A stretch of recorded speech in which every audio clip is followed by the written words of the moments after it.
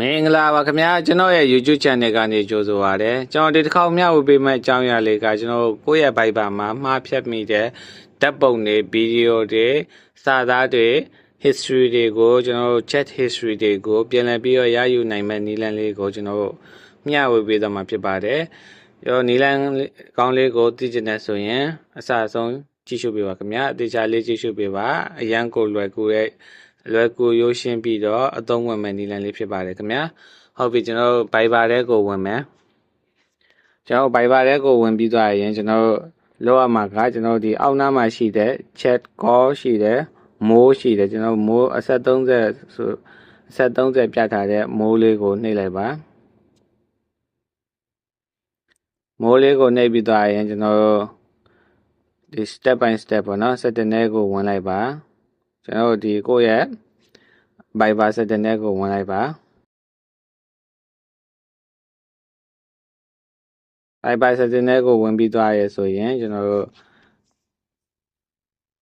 ဒီလူပုံစံလေးနဲ့ account ဆိုတာလေးရှိပါတယ်ဒီ account ဆိုရတဲ့ကိုနှိပ်ပေးပါ account ဆိုတာနှိပ်ပြီးသွားရဲဆိုရင်ကျွန်တော် Viber backup ဆိုတာရှိတယ် Viber backup ကိုနှိပ်ပေးပါခင်ဗျာ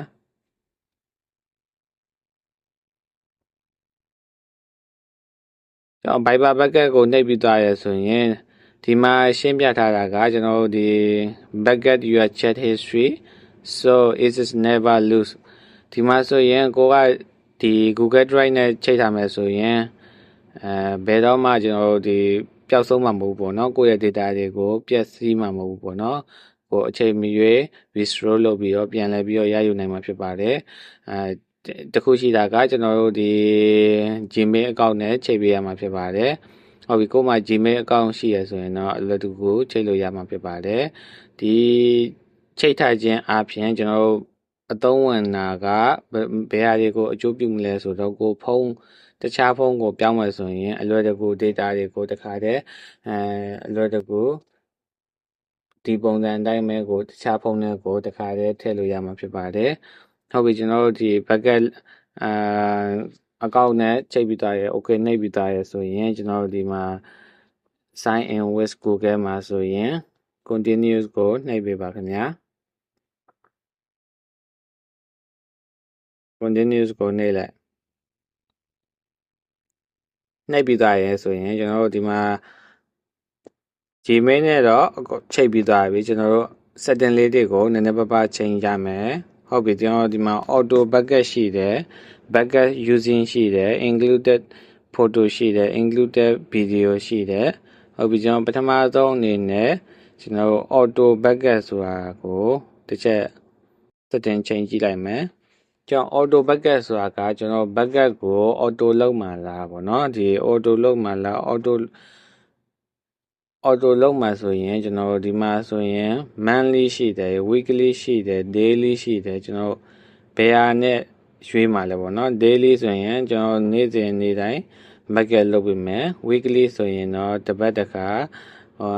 backup လုပ်ပေးမယ်ကျွန်တော် monthly ဆိုရင်တော့လစဉ်တစ်လတစ်ခါလုပ်ပေးမယ်ပေါ့နော် backup လုပ်ပေးမယ်ဟုတ်ပြီကျွန်တော် weekly ပဲကျွန်တော်ကတော့ရွေးလိုက်တယ်ဟုတ်ပြီနော်ကိုလူချင်းမင်းကြိုက်တဲ့ဟာကိုရွေးပါဟုတ်ပြီ backup using မှာဆိုရင်တော့ Wi-Fi ရှိတယ်ကျွန်တော် Wi-Fi and mobile data ရှိတယ်ကိုကြိုက်နေတဲ့ဟာရွေးပါကျွန်တော် mobile data ဖုန်းပေကုန်မှာကြောက်တဲ့လူတွေအတွက်ကတော့ Wi-Fi only ပဲရွေးထားလိုက်ပါဖုန်းပေကုန်တာကိစ္စမရှိဘူးဆိုတဲ့လူတွေကတော့ Wi-Fi and mobile data ကိုရွေးပေးထားပါခင်ဗျာဒါကတော့ကိုရွေးချက်မှုအတိုင်းပါပဲကိုကြိုက်တဲ့ဟာကိုရွေးထားလိုက်ပါကျွန်တော်ကတော့ Wi-Fi ဆိုတာလေးကိုရွေးလိုက်မယ်နော်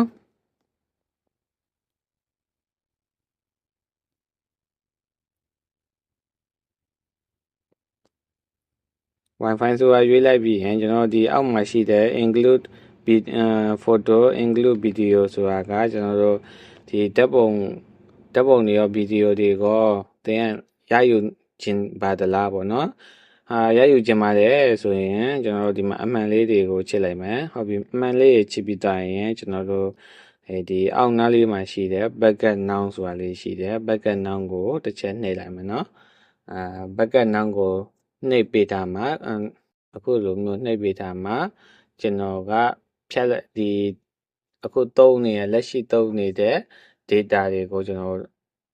စိတ်လိုက်ပြီပေါ့နော်လက်ရှိသုံးနေတဲ့အခုလက်ရှိသုံးနေတဲ့ data တွေကိုသူကစိတ်လိုက်ပြီဟုတ်ပြီကျွန်တော်စိတ်ပြီးသွားပြီဆိုရင်ကျွန်တော်ကဘာလုပ်မလဲဆိုတော့ကျွန်တော်ပြတဲ့နီလန်လေးကအလုပ်ဖြစ်လားမဖြစ်လားဆိုတာတက်တည်ပြဖို့အတွက်ကျွန်တော်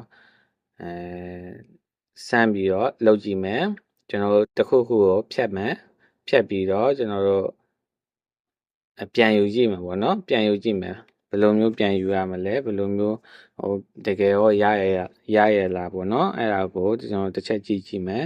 ဟုတ်ပြီကျွန်တော်ဒီ chat history တွေကိုတစ်ချက်သွားမယ်ဟုတ်ပြီနော်နောက်ကိုပြန်ပြီးတော့ so like chat history တွေကိုသွားမယ်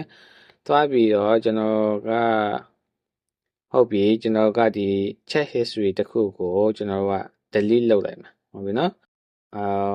example အနေနဲ့ကျွန်တော်နမူနာအနေနဲ့ကျွန်တော်ကပါပြမလဲဆိုတော့ဒီမှာမောင်ခန့်ဆိုတဲ့ဒီ chat history လေးကိုကျွန်တော်ကဖြတ်လိုက်မယ်ဟုတ်ပြီနော်တစ်ချက်ကြည့်တာနော်တကယ်ရောအလုပ်ဖြစ်လားမဖြစ်လားဆိုတာတကယ်ကိုကပြန်ရလားမရလားဆိုတာကျွန်တော်စမ်းတယ်နဲ့ approve တက်တည်ပြမှာပေါ့နော်ဟုတ်ပြီ delete ကိုနှိပ်လိုက်မှာ delete chat ကိုနှိပ်လိုက်မှာဒီမှာ delete chat ကိုနှိပ်လိုက်ပြီဆိုရင်ဒီမှာ account ပြတ်သွားရင်เนาะဒီမှာတစ်ချက်ကြည့် account ကပြတ်သွားပြီဒီမှာ account ကပြတ်သွားပြီဒီ account ကိုဘယ်လိုမျိုးပြန်ယူရမလဲဟုတ်ပြီเนาะကျွန်တော်တို့ဒီတကယ်ရောပြန်ယူလို့ရသလားဆိုတာတစ်ချက်ဒီ asset 30ထဲကိုသွားမယ်ဒီပထမနီလန်းလေးတိုင်းပါပေါ့เนาะကျွန်တော်asset 30လေးတိုင်းသွားမယ် setting ထဲကိုသွားမယ်ပြီးရင်account ထဲကိုသွားမယ်ကျွန်တော်တို့ဒီ Viber bucket ထဲကိုသွားမယ်အဲ့ဒီအထိကိုရောက်အောင်သွားပါနော်ရောက်အောင်သွားမယ် account ထဲကိုသွားပြီးရင် Viber bucket ဆိုတာရှိရ Viber bucket ထဲကိုသွားပြီးသွားရင်ကျွန်တော်ကဒီအောက်နားမှာရှိရ bucket now ဆိုရဘေးနားမှာရှိရ restore ဆိုတာရှိရသူက restore ဆိုတာကကျွန်တော်ဘာလုပ်ပေးရလဲဆိုတော့ကျွန်တော်ပြန်လဲပြီးတော့ရယူရပါတော့ restore လုပ်လိုက်တာပေါ့နော်ဟုတ်ပြီ restore now ကိုနှိပ်လိုက်မယ် restore ကိုနှိပ်ပြီးသွားရင် restore now ကိုနှိပ် restore now ကိုနှိပ်ပြီးသွားရင်ကျွန်တော်တို့ကိုပထမစေထားတဲ့ data တွေကိုကျွန်တော် restore ပြန်လုပ်လိုက်ပြီဟုတ်ပြီနော်ကျွန်တော် restore လုပ်လိုက်တာခဏဖိုင်များရင်များသလောက်စောင့်ရမယ်ဖိုင်မများရင်တခါတည်းပေါ့နော်ဒီတရားရကိုင်းတော့တန်းပြီးတော့ပြည့်ရပေါ့နော်ဖိုင်ကိုမှဖိုင်တွေကအရင်များနေတယ်ဆိုရင်တော့ restore လုပ်တဲ့အကြာချိန်လေးကတော့နည်းနည်းကြာမယ်ဖြစ်ပါတယ်ဟုတ်ပြီကျွန်တော်ဒီဘက်ကိုသွားမယ်ကျွန်တော်ခုန delete လုပ်လိုက်တဲ့ဟာကကျွန်တော်ပြန်များရမလားမရဘူးလားဆိုတာကျွန်တော်တစ်ချက်ကြည့်လိုက်မယ်ဟုတ်ပြီနော်ဟုတ်ပြီဒီမှာဆိုရင်ကျွန်တော်တို့ခုနဖြတ်လိုက်တဲ့ account chat history ကကျွန်တော်တို့ဒီမှာပြန်ပေါ်လာပြီပေါ့နော်ဒါဆိုရင်ကျွန်တော်တို့ပြတဲ့နီလန်လေးကအရန်ကိုအသုံးဝင်တယ်ဒါဆိုရင်နီလန်ကအလုပ်လုပ်တယ်ပေါ့နော်ဟုတ်ပြီကျွန်တော်ဒီဗီဒီယိုနဲ့ပတ်သက်ပြီးတော့မရှင်းတာရှင်းလဲ comment မှာမေးသွားလို့ရပါတယ်ခင်ဗျာအားလုံးကိုကျေးဇူးတင်ပါတယ်ခင်ဗျာ